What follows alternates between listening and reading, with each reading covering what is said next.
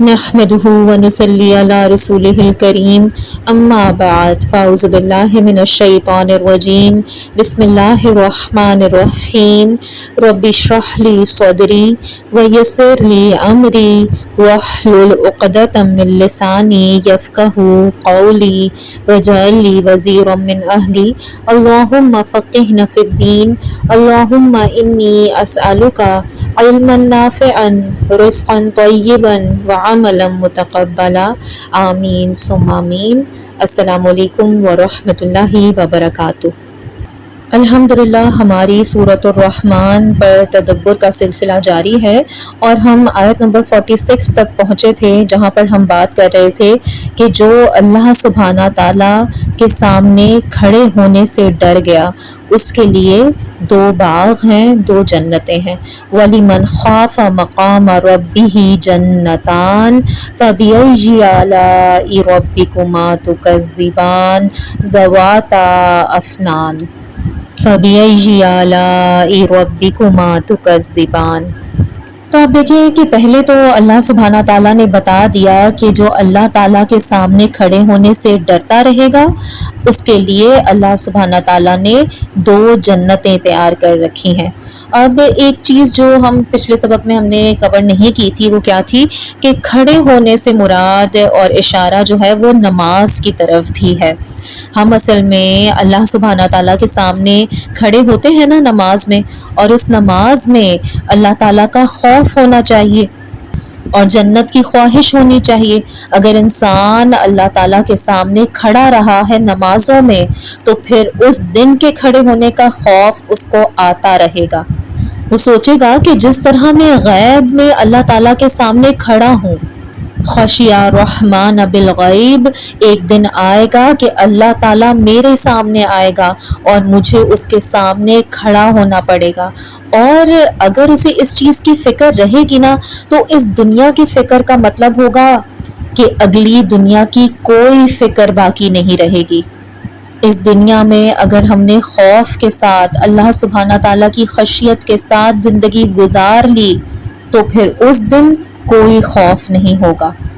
اس کے علاوہ دیکھیں کہ دوسری بات جو یہاں پر بہت خوبصورت ہے وہ کیا ہے کہ اب جنت کے دروازے کھل چکے ہیں اور اب آپ اندر جا رہے ہیں۔ گویا اللہ سبحانہ تعالیٰ اب جو منظر بیان کر رہے ہیں اس میں ہمیں اب اندر لے جایا جا رہا ہے۔ اور یہاں پر جب کہا ہے نا کہ تمہیں دو جنتیں دوں گا، دو جنتوں کا وعدہ دیا جا رہا ہے، تو بندہ اپنے رب کے سامنے کھڑا ہے اور اسے نا اناؤنس کیا جا رہا ہے کہ تمہیں تو دو جنتیں ملنے والی ہیں، جاؤ۔ پھر کہا جائے گا فَبِأَيِّ آلَاءِ رَبِّكُمَا تُكَذِّبَانِ۔ اب یہاں پر دیکھیں اس آیت کا بالکل نیا مزاج ہے۔ اب تم دونوں یعنی جو جنوں کے مسلمان ہیں اور جو انسانوں کے مسلمان ہیں ان دونوں سے کہا جائے گا کہ اب تم کون سی نعمتوں کو جھٹلاؤ گے؟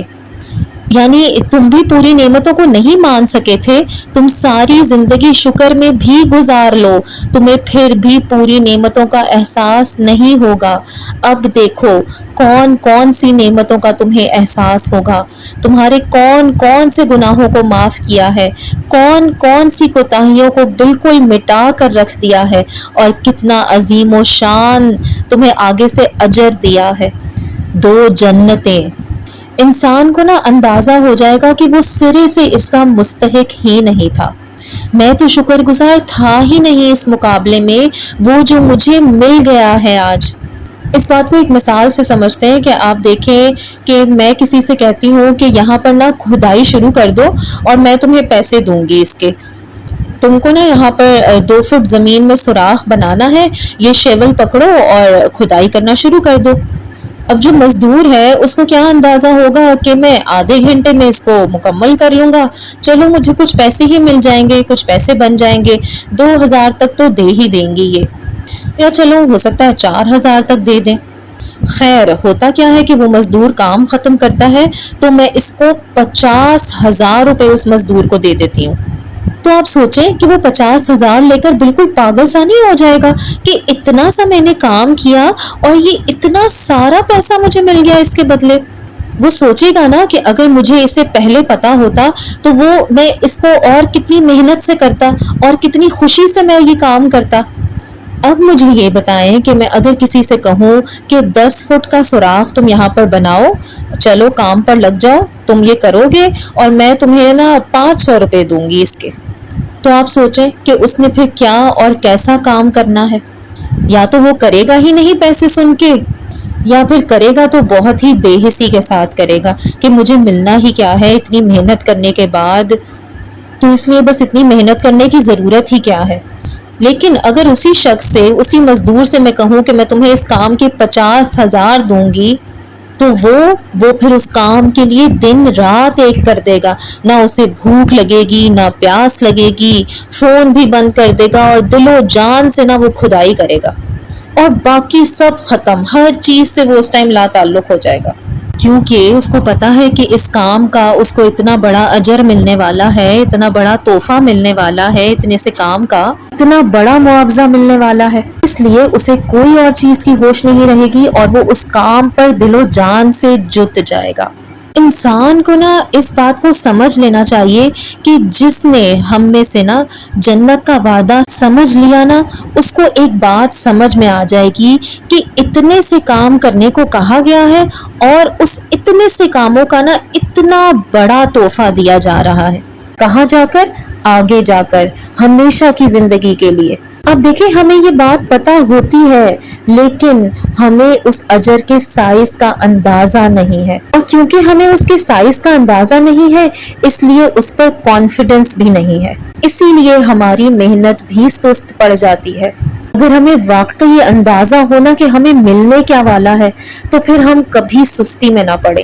اگر انسان کو واقعی حقیقت میں اس بات کا اندازہ ہونا کہ وہ کس چیز کی طرف بھاگ رہا ہے، اس کو ملنے کیا والا ہے، وہ تحفہ کتنا بڑا ہے، وہ کون سے وعدے کی طرف بھاگ رہا ہے، یہ سب نا اصل میں ویسے ایمانیات کی باتیں ہیں، کیونکہ جتنا آپ کے دل میں اللہ تعالیٰ کے وعدے کا اعتماد ہوگا اتنا ہی آپ کے اعمال میں فرق آنا شروع ہو جائے گا، آپ کے انتھوزیازم، آپ کی انرجی میں فرق آ جائے گا، آپ کی نماز بدل جائے گی، آپ کی قرآن کی قرأت بدل جائے گی، آپ کے نا اخلاق بدل جائیں گے، آپ کے بات کرنے کا طریقہ بدل جائے گا، صبر آسان ہو جائے گا آپ کے لیے، ساری مشکلیں آسان ہو جائیں گی، جو چیزیں پہلے لگتی تھی نا کہ میں کبھی کر ہی نہیں سکتی وہ ایک دم سے آسان ہو جائیں گی۔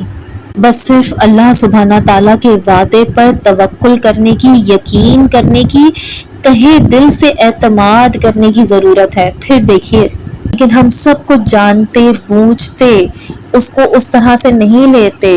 ابھی آپ اندازہ کریں کہ مجھے جنت نہیں ملی، آپ کو جنت نہیں ملی، میں آپ کو مثال دے رہی ہوں، آپ سمجھے کہ آپ کو کوئی خط دیتا ہے کہ آپ کے کوئی انکل تھے اور آپ کو اپنے ان انکل کا اتنا پتہ بھی نہیں تھا، اور وہاں سے لیٹر آ گیا اٹارنی کا کہ ان کی نا ڈیتھ ہو گئی ہے اور ہیریٹنس میں نا انہوں نے اپنی ساری جائیداد آپ کے اکیلے آپ کو اس کا ہائر بنا دیا، اور اس کی ڈیٹیل کچھ ایسی ہے کہ ایک محل ہے اور کہیں دبئی میں کوئی پراپرٹی ہے اور کچھ بلڈنگز ہیں ان کے کرایہ آنے ہیں اور یہ کچھ اور ان کے ایسٹس ہیں۔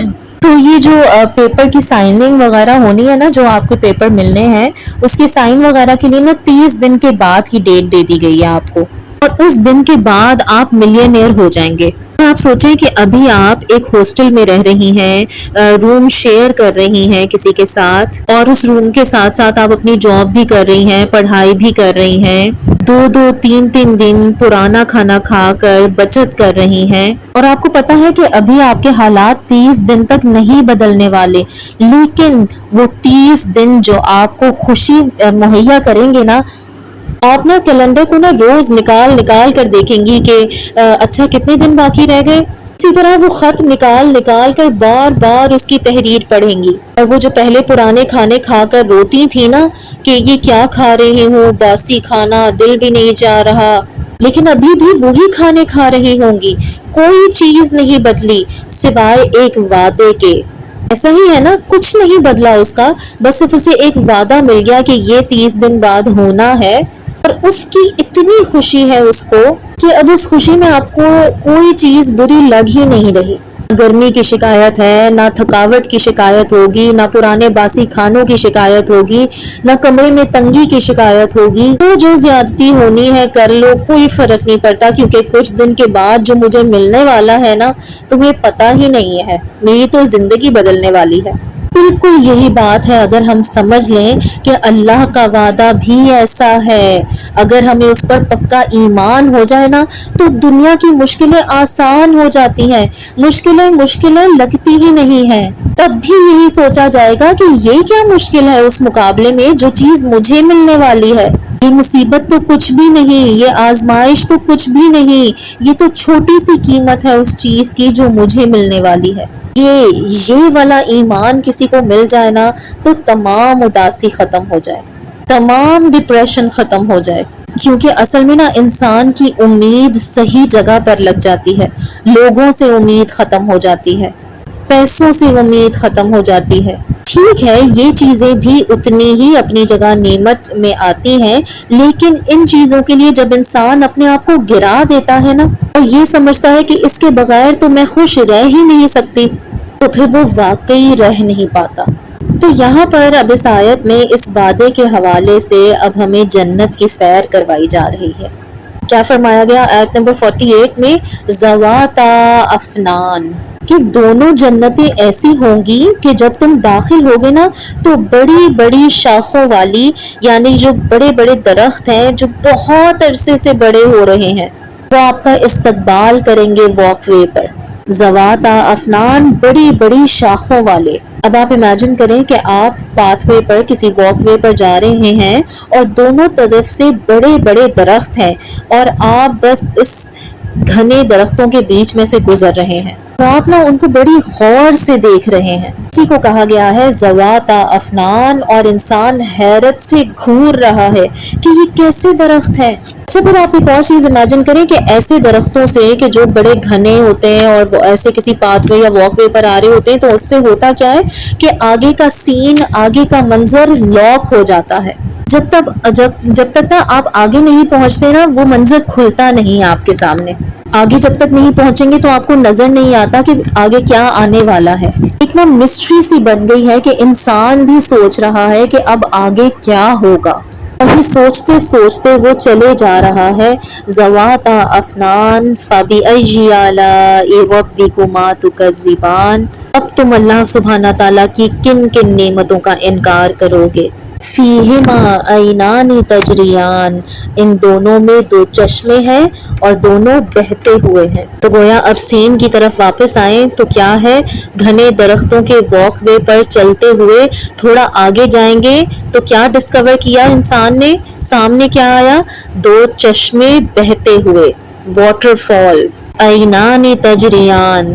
اچھا، مجھے دو جنتوں کے حوالے سے ایک بات یاد آئی کہ کچھ لوگوں کا کہنا ہے کہ دو جنتوں کے حوالے سے کہ دو جنتوں کا ذکر اس لیے آیا ہے کہ ایک جنت انسانوں کی اور ایک جنت جنوں کی، کیونکہ اگر آپ سوچیں آپ جنت میں پہنچ گئے اور وہاں پر آپ کو جن نظر آ گیا تو آپ کہیں گے کہ میں کہیں کسی غلط ایڈریس پر تو نہیں آ گئی۔ تو امام ماروزی کہتے ہیں کہ دو جنتوں کا جو ذکر ہے اس لیے ہے کہ دو الگ الگ جنتیں ہوں گی، جنوں کی الگ اور انسانوں کی الگ۔ کیونکہ آپ خود امیجن کریں ذرا کہ اگر آپ کسی ہاؤسنگ سوسائٹی میں رہتے ہوں اور وہاں پارک میں بیٹھے ہوئے ہیں اور سائڈ پر آپ کو جن نظر آ جائیں تو آپ کہیں گے کہ ہیں یہ کیا ہو رہا ہے بھائی، یہ جن یہاں پر کہاں سے آ گئے؟ تو اس لیے یہ کہا جاتا ہے کہ وہ جنتیں، دو جنتیں اس حوالے سے ہیں کہ ایک جنوں کی اور ایک انسانوں کی، دونوں کو اپنی اپنی جنتیں دی گئی ہیں۔ جیسے آپ دیکھیں کہ اس بات کی طرف پیچھے بھی ایک جگہ پر اشارہ کیا گیا تھا جب کہا گیا تھا کہ دو بڑے بڑے سمندر بنائے جو ایک دوسرے کو کراس نہیں کرتے، یاد ہے نا؟ تو اسی طرح اس عالم میں بھی دو جنتیں ہیں، ان کی الگ اور ہماری الگ۔ یہ رائے بھی کچھ وزن رکھتی ہے۔ خیر واللہ علم، اصل حقیقت تو اللہ سبحانہ تعالیٰ ہی جانتے ہیں۔ اب واپس اگر اس آیت کی طرف آئیں تو آپ دیکھیں، اندازہ کریں کہ یہ آیت اور یہ باتیں جو ہیں اس وقت کس قوم سے کی جا رہی ہیں، جو صحرا میں رہتی تھی، اور اس کو نا یہ بالکل ایسے ہی ہے جیسے کہتے ہیں نا کہ سنہرے خواب دکھائے جا رہے ہیں۔ صحرا میں رہنے والوں کے لیے یہ سنہرے خواب ہی ہے نا کہ اتنے بڑے بڑے درخت ہوں گے اور چشمے پانی کے ہوں گے اور ان درختوں کی سوچیں چھاؤں ہوگی. اب سوچیں کسی بھی ویکیشن پر جانے کے لیے لوگ خوبصورت جگہوں کا انتخاب کرتے ہیں، کتنے کتنے پیسے خرچ کرتے ہیں. کسی نا اورینٹلسٹ نے لکھا تھا قرآن کے بارے میں کہ قرآن ایسے ان پڑھ لوگوں کے لیے، ان صحرا نشین لوگوں کے لیے آیا تھا اور ان کو اسی لیے ایسی ایسی چیزوں سے لالچ دی گئی تھی کہ تمہیں باغ ملیں گے، تمہیں پھل ملیں گے، تمہیں چشمے ملیں گے، اور وہ لوگ نا اسی میں خوش ہو گئے تھے. یہ بیک ورڈ لوگ ہوتے ہیں، ان کو خوش کرنے کے لیے یہ چیزیں بتائی گئی ہیں. یہ نا سوفسٹیکیٹڈ لوگوں کو خوش کرنے کی چیزیں نہیں ہیں. لیکن اب آپ دیکھیں ان لوگوں کا یہ کرائٹیریا، آپ دیکھیں کہ جتنی بڑی بڑی کمپنیز ہوتی ہیں ان کے آفیسز دیکھیں، ان کے سی ای اوز کے آفس دیکھیں تو ان کی بالکنی میں نا واٹر فالز لگی ہوئی ہوتی ہیں، آرٹیفیشل واٹر فالز. اور اگر ان امیر لوگوں نے یا اس قسم کے لوگوں نے جب ویکیشنز پر جانا ہوتا ہے تو وہ کون سی جگہوں کا انتخاب کرتے ہیں؟ کبھی ہوائی چلے جاتے ہیں یا تھائی لینڈ چلے جائیں گے. کیا ہوتا ہے وہاں پر؟ وہی پانی اور درخت. بھائی پھر کیوں جا رہے ہو ایسی جگہوں پر جہاں صرف پانی؟ کہیں اور کیوں نہیں چلے جاتے؟ دنیا کی سب سے مہنگی ریزورٹس جو ہیں ان کی ڈسکرپشنز میں کیا ہوتا ہے؟ ان کی تصویروں میں کیا چیزیں دکھائی گئی ہوتی ہیں؟ سب سے ایکسپینسو ریزورٹ میں پانی ہوگا، درخت ہوں گے، خاص کر کے کھجور کے یا پام ٹریز ہوں گے. کیا ہوگا؟ سینڈ ہوگی، ایک اپنا علیحدہ سے ان کو بیچ دیا ہوا ہوگا، مزے مزے کے فروٹس ہوں گے، ڈرنکس ہوں گی. ہم ان کی پروموشنز اور ان کے ایڈز میں بھی یہی چیزیں دیکھتے ہیں نا کہ کوئی درخت کی چھاؤں میں لیٹا ہوا ہے اور کوئی سرونٹ اسے لا کر ڈرنکس دے رہا ہے. تو آپ سوچیں کہ ہزاروں سال پہلے بھی تو یہی کہا گیا ہے. خوبصورت نیچر، خوبصورتی، یہ سب چیزیں نا انسان کی فطرت میں ہیں. یہ جنت کی خواہش، چلتے پانی کو دیکھنا، درختوں کے بیچ میں بیٹھنا، اس سے جو راحت انسان کو ملتی ہے، سکون ملتا ہے. آپ درخت کی چھاؤں میں بیٹھے ہوں، لوگ آپ کو آ کے سروس پیش کر رہے ہوں، اور کیا چاہیے بھائی؟ مزے ہی مزے. تو اسی لیے یہاں پر جو بات کی گئی ہے نا صرف عربوں کے لیے نہیں کی گئی. یہ قرآن رہتی دنیا تک کے لوگوں کے لیے آیا تھا. اس وقت کے مخاطب وہ تھے، لیکن یہ آیا قرآن رہتی دنیا تک کے لیے ہے. یہ سب چیزیں اٹریکشن کا باعث صرف عربوں کے لیے نہیں ہیں، یہ انسان کی فطرت میں ہے. اچھا، تو آیات میں فرمایا کیا گیا کہ گھنے درختوں سے جب آگے نکلے تو کیا آئے؟ چشمے آ گئے. اب آپ دیکھیں کہ جب کبھی بھی آپ کسی پارک میں جاتے ہیں اور اگر وہ چھٹی کا دن ہو تو سارے ہی لوگ پارک پہنچ جاتے ہیں. ایسا ہی ہوتا ہے نا، چھٹی والے دن پارک میں کتنا رش ہوتا ہے، اور خاص طور پر جو اچھے اسپاٹس ہوتے ہیں وہاں پر تو آلریڈی بہت زیادہ رش ہوتا ہے. اور جب ان جگہوں سے لوگ چلے جاتے ہیں تو وہاں پھر کیا رہ جاتا ہے؟ کوڑا کرکٹ. لیکن وہاں جنت میں ایسا نہیں ہوگا. آپ کی اپنی پرائیویٹ واٹر فال ہے، آپ کی اپنی پرائیویٹ سپیس ہے. وہاں آپ پانی کے پاس بیٹھے ہیں، گھنے درختوں کے بیچ میں بیٹھے ہیں. فَبِأَيِّ آلَاءِ رَبِّكُمَا تُكَذِّبَانِ. اب تم اللہ سبحانہ تعالیٰ کی کون کون سی نعمتوں کا انکار کرو گے؟ اللہ سبحانہ تعالیٰ سے دعا ہے کہ وہ ہمیں ان تمام نعمتوں سے مستفید ہونے والا بنائے. ہم بھی انشاءاللہ تعالیٰ اس ہمیشہ رہنے والی زندگی کی ان تمام نعمتوں کو انجوائے کر سکیں. اللہم انی اسألک الجنۃ الفردوس، اللہم انی اسألک الجنۃ الفردوس، اللہم انی اسألک الجنۃ الفردوس. آمین ثم آمین. سبحانک اللہم و بحمدک، نشہد ان لا الہ الا انت، نستغفرک و نتوب الیک. سبحان ربک رب العزۃ عما یصفون وسلام علی المرسلین والحمد للہ رب العالمین. آمین ثم آمین. السلام علیکم ورحمۃ اللہ وبرکاتہ.